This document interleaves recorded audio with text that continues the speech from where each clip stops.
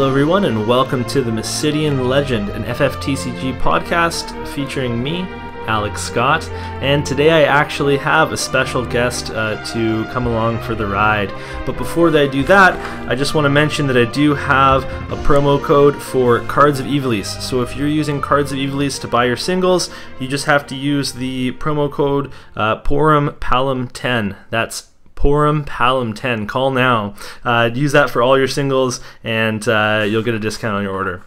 So today I have my buddy David over playtesting, and we actually had my identical twin brother here too, getting back into FFTCG. But I'm really excited to have David with me because he's one of my main testing partners.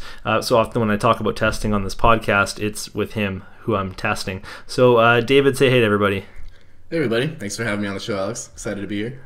Yeah, it's good to have you.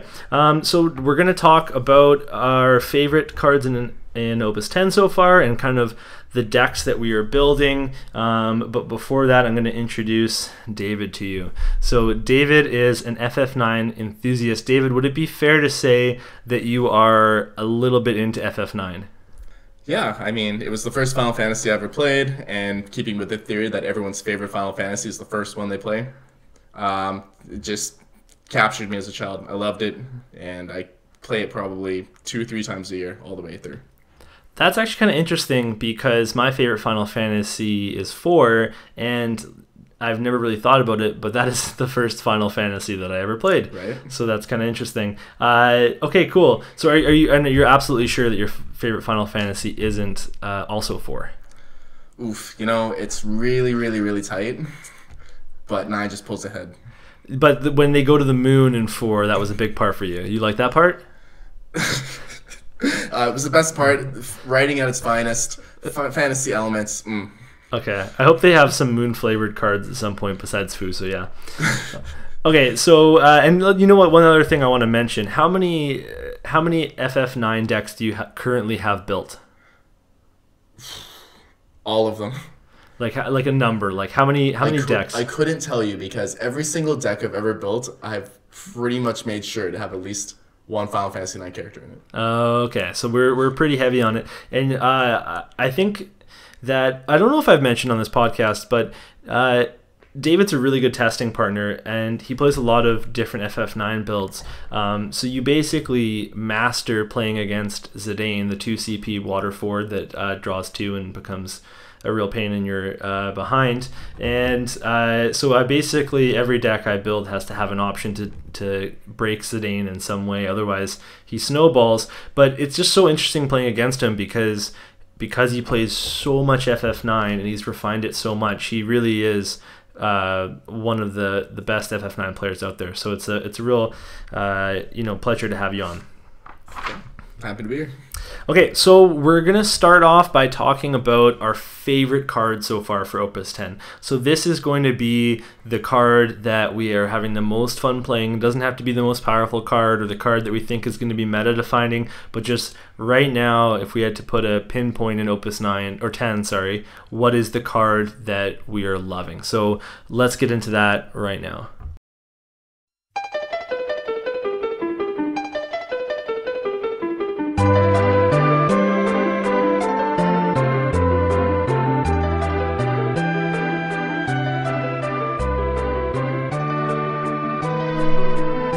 All right, David, why don't you go first?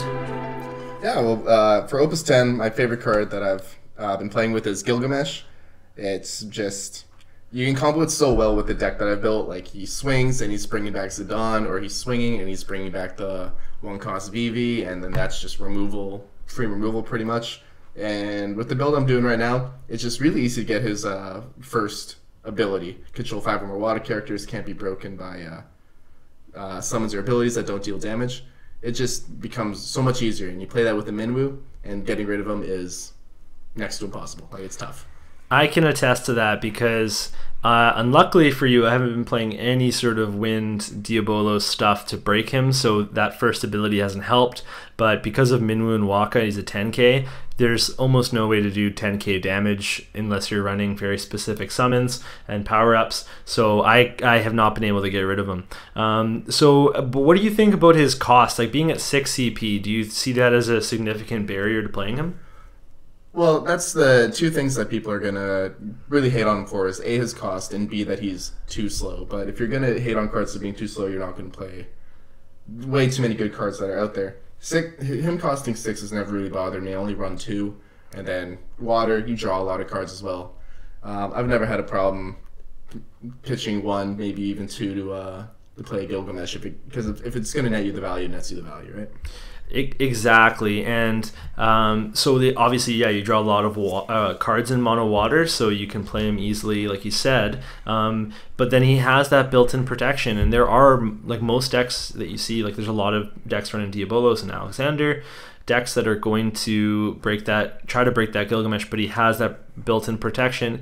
And even if he doesn't, the other ways that people will remove him is it's going to cost them a lot to do. So even if you invest CP in him, your opponent's going to invest CP in removing him, similar to Zemus in Mono Lightning, where the longer he stays out, he's just going to start snowballing. And especially if he's bringing back Zidanes and they're swinging in for some damage. Okay, so I'm also going to talk about a card, and the card that I have picked is one that I already talked about in a few videos, and that is Ignacio.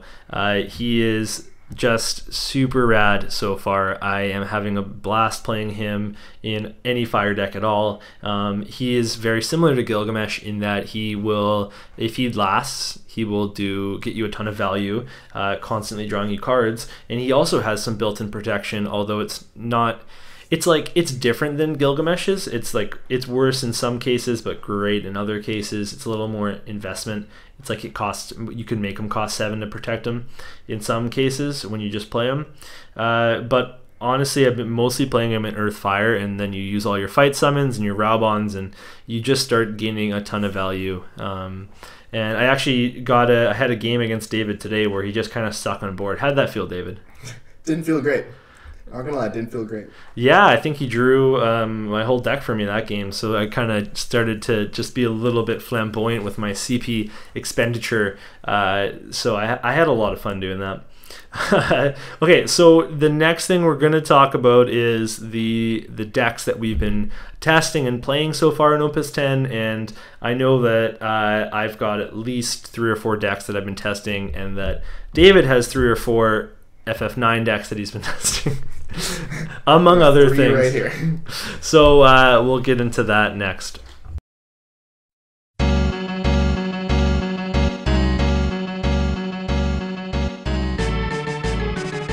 All right, David. So when Opus 10 hit, you immediately went into your toolbox of cards and you wanted to upgrade your FF9 build. And we all kind of saw the Dougal card, and we all brought that up to you, and you said, well, you know, my Fire Water deck doesn't really need color fixing, and you started to improve on that deck. And so can you talk a little bit about your experience and some of the cards you played?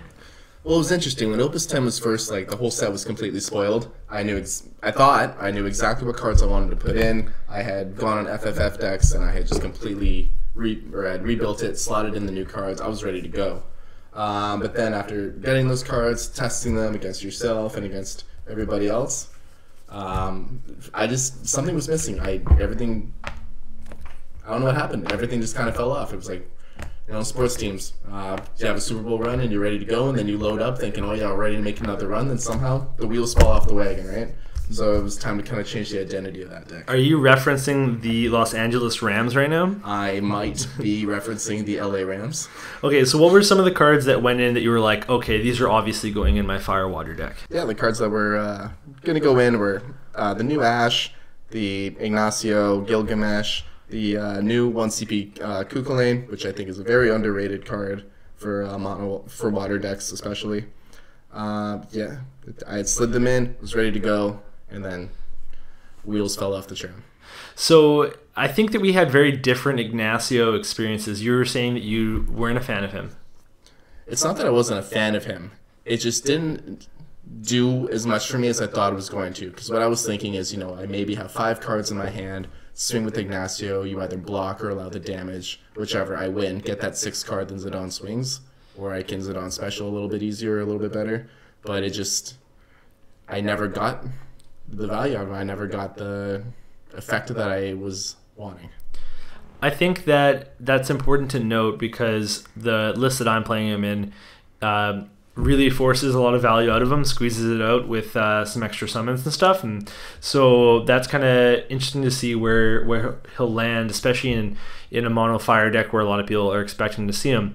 So you hit this wall where you're like, these cards aren't improving the deck as much as it needs to, and you made a big change that some might think would be, well, that would be unthinkable in that you would possibly reduce the fire cards in your deck. So what happened there? So after a while, just kind of one of those moments where I was talking to you and I was just like, dude, I'm in a rut. Like, something needs to inspire me here. I don't know what to build. And then just looking over all my old decks and any old FF9 decks that were around at the time, and came up with the this mono water variant, where it has a lot more consistency. I'm running the 2-drop Ico instead of the 3-drop, and I'm still able to, I'm running the Dougal that I initially said, I don't need this. And now I can still run Vivi, I can still run Belias with the Legendary Garnet, and then I got Gilgamesh, so I can still play my Vivis, I can still play my Zidans, and, FF9 is still rolling. So how many fire cards total now do you have in there? I'm running 5. 3 of the VV and 2 Belias. 2 Belias, and then how many Dougals? 3. So for 5 fire cards, you run 3 Dougals, so you're always getting your Dougals, and even if you pitch your VVs, you can play them back with Gilgamesh. That sounds pretty neat. Neato burrito. Okay, I mean, that's actually really, really amazing because you're still hitting an FF9 deck that fully feels like I'm playing against an FF9 deck. And I guess one of the beauties of that is that with a single Dougal, you can play VV because he's only a 1 CP forward. Yeah, exactly. Like, my deck has almost hit no lack in consistency. In fact, it's almost grown since the Fire of Art variant, I feel. And if you disagree with me, then let me have it.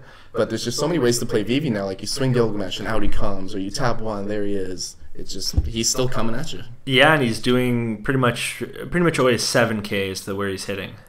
Every time. Like, I do have 3 FF9 backups, or most of my forwards are FF9, so he's hitting the bulk of his thing. And then you block with him, swing with another Gilgamesh, and he's right back at it. Okay, so some of the other changes that you've made so far include kind of breaking your comfort zone and playing more Steiners. So you're branching out into the 4 CP Steiner as well as the 5 CP, because I know that you really highly value the EX Burst search and just the search in general. One of your trademarks is how quickly you can set up in a game, and how's that been playing that 4 CP Legend Steiner? Well, it's especially with the games that I don't set up that fast. Sometimes I set up just like that, and it's turn 3, I have 5 backups. But unfortunately, that means that I'm probably going to have less blockers. So the faster decks end up hitting me for maybe 3 points of damage in those first few turns. And then, there you go. He's a 2 CP 9K once you get the walkout, right? And one of the biggest changes, too, is that now that I'm running 3 Beatrix, having those 4 Steiners that I run just makes her that much better, right? Yeah, she was pretty potent, and you're very heads up with your plays in terms of swinging with Beatrix and comboing other power reduction abilities and summons to make sure that you're just wiping forwards, and she herself just gets in a lot of damage. And I can't believe you're running 5, I don't think I knew that, 5 fire cards, and yet you still Belias Zidane me on turn 1. Like, what is statistically, that must be such a low percentage of happening now. I still wanted to have the, what Phil will say is the worst combo in all of FFTCG is the turn 1 Zidane with haste. But I still wanted to be able to do that, and lucky enough for me, I was able to pull that off for the first time here. Now, I don't know if I've ever mentioned him. Phil is one of our buddies who has betrayed us to go play with the Eastern Canadians. So he's away for a while, but he's normally one of our Vancouver crew and one of our main test partners. So he doesn't like the 2CP haste or the 2CP Belias haste combo. It's one of those things where he loves it, but he will never admit it out loud. Oh, okay, yeah. So he values it because Yes. I can't really see how it's bad. You draw cards and it always sets up the Zidane to then be unblockable the next turn. Oh, Zidane can take over the game, as you know. Yeah. If you let him snowball like that. And every time that Phil has ever played one of my FF9 decks, he's like, oh, this is so much fun. Like, yeah, I know. That's why I play it. So, what about the fire cards that you had to cut? You cut things like Sage to give haste and other things. Are there other fire FF9 cards specifically that you really miss? I do miss Black Waltz. The EX Burst is always sick with that. It's another fire card, another 9 card for the VV. Cutting the Phoenixes, because that really hurts with the recursion of the VVs, the recursion of Freyas to make 10k. But honestly, the Heartbreaker was cutting 5 CP Amaranth from Opus 3. I don't know why. I want to make that card work. It's honestly pretty incredible the amount of effort you put into playing 5 CP Amaranth. Like, we haven't mentioned it, but one of David's favorite cards is the 2 CP Fairy EX Burst. Activate a forward draw card. So that's actually pretty massive, especially with a lot of ice going around. But also when you're playing Amarant, it has these surprise turns where it's like, okay, I activate Amarant and then throw someone at you, and then you swing and hit a fairy, and it activates Amarant and I throw someone at you. And there's some games where I'm totally convinced, I'm like, oh my goodness, this is working right now. But then there's other games where I'm like, what a waste of CP. But those times that you do pull it off, oh, is it satisfying. How about the 4 CP Kina from Opus 3? From Opus 3. See, I really like that card because it combos so well with Zidane, because all of a sudden you're swinging with a 12k. And you can't stop a 12k. Like, it's a power train. But something's got to give. And it just doesn't do enough for you. And especially those games where you play against Mono Ice and you're ditching 1 or 2 cards a turn, it amounts to absolutely nothing. Yeah, and have you tried when we got that influx of Final Fantasy 9 cards, did you try the new Hero Kina?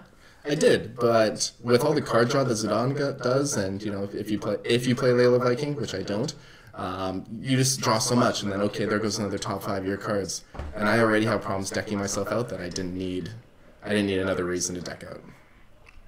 Okay, fair enough. Last question that I'm going to ask you are there any FF9 characters? Actually, no, let's ask it this way. Okay. If Kuja was going to be in another color, you know how they start to like print characters in different colors? Yeah. If Kuja was going to be in a different color or element, what do you hope he goes into, and what do you think they would put him into? I'm waiting that one day they're going to remake FF9 and they're going to do the exact same thing they're doing with FF7 now, and they'll release a 2-player dual deck, and there's going to be a new Light Zidane and a new Dark Kuja.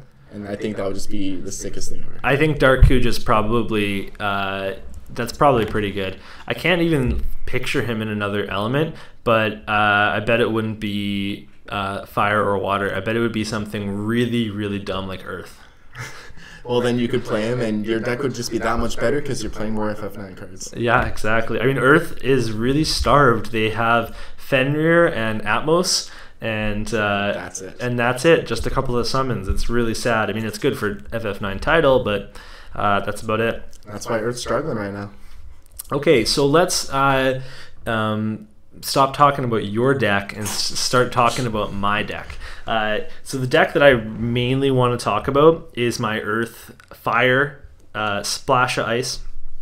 Just a few ice cubes in there, and I'll quickly just kind of go over what it looks like. So the deck plays mostly Fire Earth. It has a Cam Chaos package as well as the new Reagan in order to get recur cards, which is something Earth already does very well, but it's just really good on an EX burst.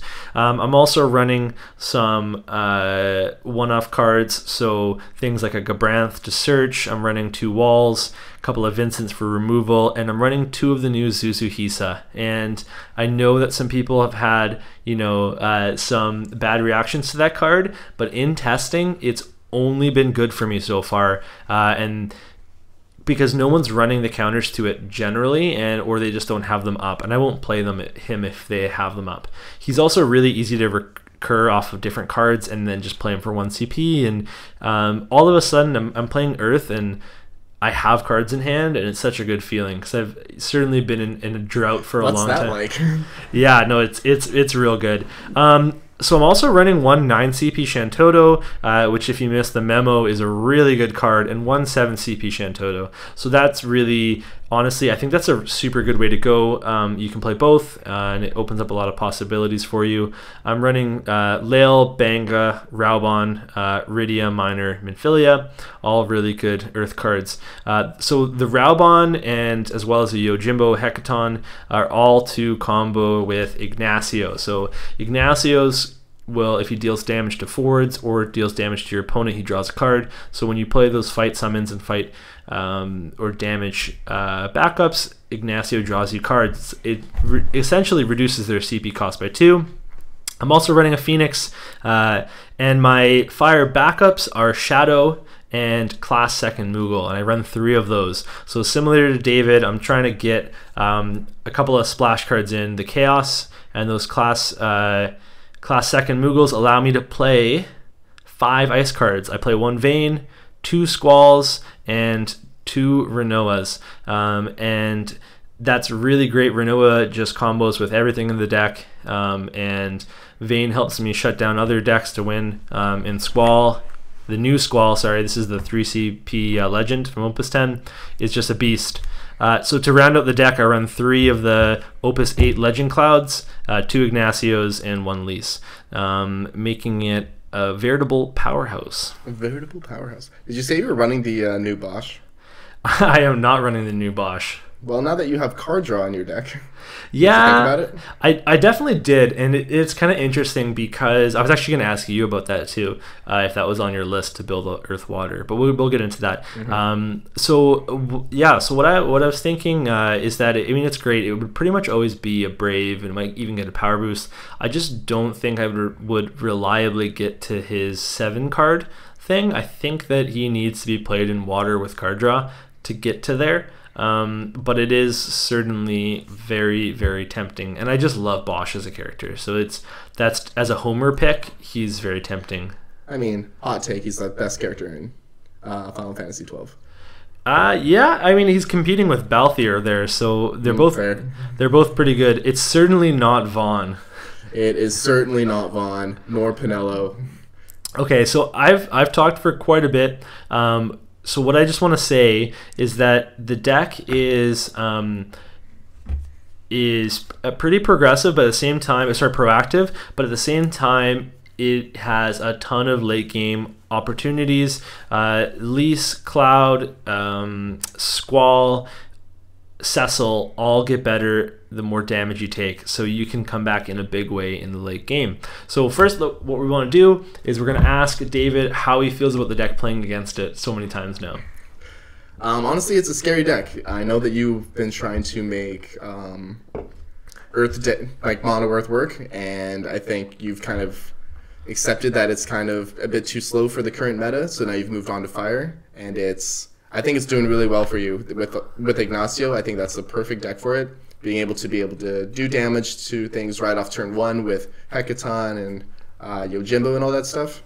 It's just really scary because there's a lot of damage and it's a lot of big bodies, and it's just overwhelming to deal with sometimes. I just want to clarify that I would never play an Ignacio turn 1.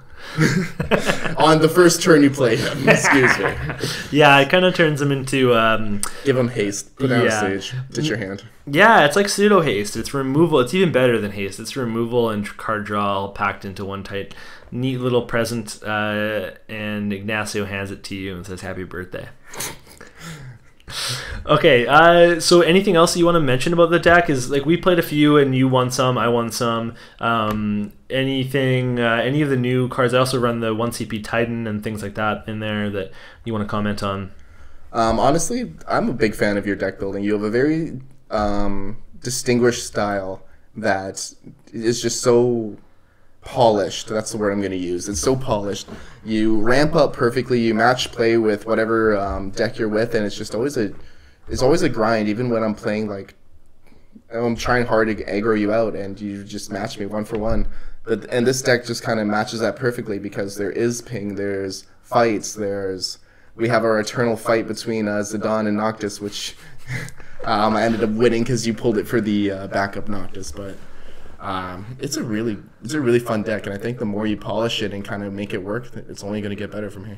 I really appreciate you saying all that, and I just want to put it on the record that I didn't pay him a dime to say any of that. So you referenced the backup Noctis. I have been playing a lot of Mono Earth as well, with again, trying to convert Mono Earth into a value-oriented deck where, again, I have lots of cards in hand, but I've taken a break from that for Earth Fire. And the one more deck, I've been playing some Sky Pirates as well, but we can leave that for another day. One more deck that we'll talk about is my Lightning Wind deck, and I would like David to introduce that deck. Alright guys, I'm going to level with you fellow Mysidians, or whatever he calls his fan base. This deck pisses me off. It pisses people off. No matter what it does, he ramps up to 5 backups every time, no matter what kind of recursion you try to do. Well, guess what? He's got Sid down, dealing 9k, and he plays a Chaos Walker. He combos it super well. Chaos Walker of the wheel. So you're thinking, I'm going to play another forward. Nope. Sid shuts that down. Pretty much every option that you think you have to gain value, there's a way he shuts it down. Okay, I got Minwu out, I got my big water forwards out. Well, he's got the Kana Kamoi reduced by 7k power, reduced by 9k power. It's just really tough to try and 1-for-1 him, and I got a couple wins today, but holy did it come down to one turn plays where I just lucked out and was able to either EX burst it or just had that one card that was able to put it over the edge. Goodness, it's a fun deck. Yeah, it's been a huge surprise. It actually came from me pulling 3 Sid Brave Exviuses and thinking, okay, I pulled these 3. It's actually similar to when I pulled 3 Duncans, and I'm like, well, shoot, I got to build the deck with Duncan now. So I tried to build something with him basing off the Chaos Walker combo, but then I thought ping, and it's been really good because we got a ton of support in this set. My sneaky favorite card from this set, besides Ignacio, well, Ignacio's not sneaky, but is the 2 CP Pinello backup. She's a rare, damage 3. She can tap to deal 1000 damage to all forwards your opponent controls. So she's basically a CP reduction on Dancer, and that is very significant to just play her out and have that ability for later. And because we've got so many ways to power reduce in Lightning now, I'm playing against David, who plays Minwu, and a lot of times you think Minwu would just totally shut my deck down, and it's actually I've been able to fully compete with him otherwise. One card from Opus 10 that I want to talk about as well is Desh, the 3 CP Lightning Hero. He's got damage 1, gain first strike, damage 3 when he attacks, deal 2k to all the forwards your opponent controls, and damage 5. Put Desh into the break zone, choose 1 forward, break it. He's a 7k. So obviously damage 1 is very powerful. Damage 3, he activates all the ping strategies in your deck, and then damage 5, he becomes on-demand draw removal to close out games. So I can get really aggressive, I can swing openly, my opponent might even have some comeback, think that they're totally open, and then all of a sudden I can draw into Desh, I can play him and break him and close out games, and it's just been really good. Obviously running like your Luas, your Chilinkas, El Cid, and all that stuff as well. Yeah, the thing with Desh is that he's just a toolbox in a card. Because early game, he's fine because he gets first strike on 1 damage. And then by damage 3, you don't want to block with a 9k because you're losing your 9k to this 3k. And then as you said, yeah, you close out a game, you swing. I don't really want to block him. And then if I do, I lose a guy, and then I lose 2 because you just break him. It's not a tap ability, and off goes another one of my forwards. So he's just a great toolbox card there. Yeah, and one of the fun things about Lightning Wind is that you can run less backups because you run Louis Soir to search Alphino and then Norstalen to search Illyria. And I also have Alhanalum and Charlotta, which I just added initially to get some category FFCC backups to play, but she's been really good. I didn't actually use her today, but I used her last night in playtesting at least 3 times to do some awkward, because I play so many 3 CP cards. She's so good at helping you play out those 3 CP cards, and then you break a backup and you play a 2 CP Black Mage to just give your opponent the middle finger. Or to kill Zidane and give me the middle finger. Yeah, so specifically with David, I could use that Black Mage to kill Zidane. It was tragic. Tragic. All right, so I think we're wrapping up on our time here. Now, David, do you have anything else that you want to talk about today? I mean, I want to talk about how great FF9 is and how underrated it is as a tribal deck, because it can just run in 3 different elements and it's just amazing, but that's going to be another long episode. Well, you know, FF9 does have a Worlds qualification, so like, do you have any thoughts on that? Like, that took out a bunch of different decks. Honestly, I think it's just it's a deck that it's a deck that surprises people, because everybody's going to play the Water Wind. They're going to play the Ice Earth, and etc. Because those are the decks that are proven that they will top, and they'll top more often than not. So the fact that it comes out, it wins, it's on its way to Worlds, it's kind of just it goes to show you it's a good deck if you're going to put your heart into it and you play it properly, learn how to play it. And I believe that player, Emmanuel, I'm blanking on his last name right now.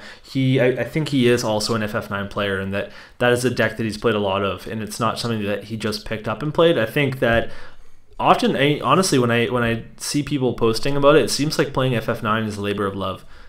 Oh, absolutely, it is. It's not one of those decks, at least in my opinion, that you can just pick up and know how to play right away. It definitely does not have the auto playability that maybe some other decks have, but if you learn how to play it properly, it can hang with the best of them.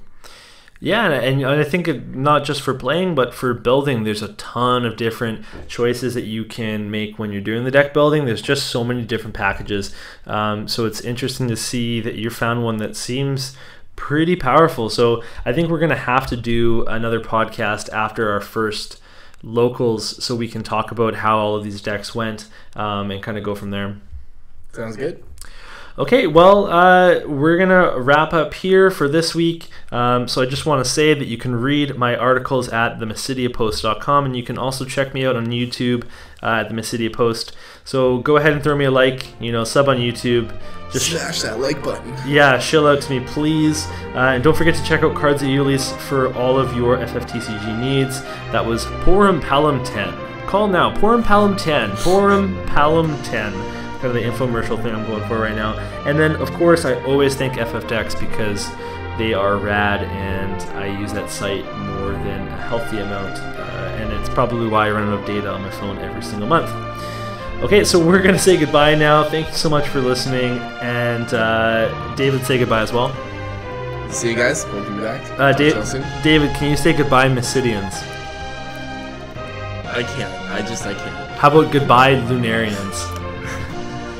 So long, Lunarians, and we'll see you on the other side of the moon.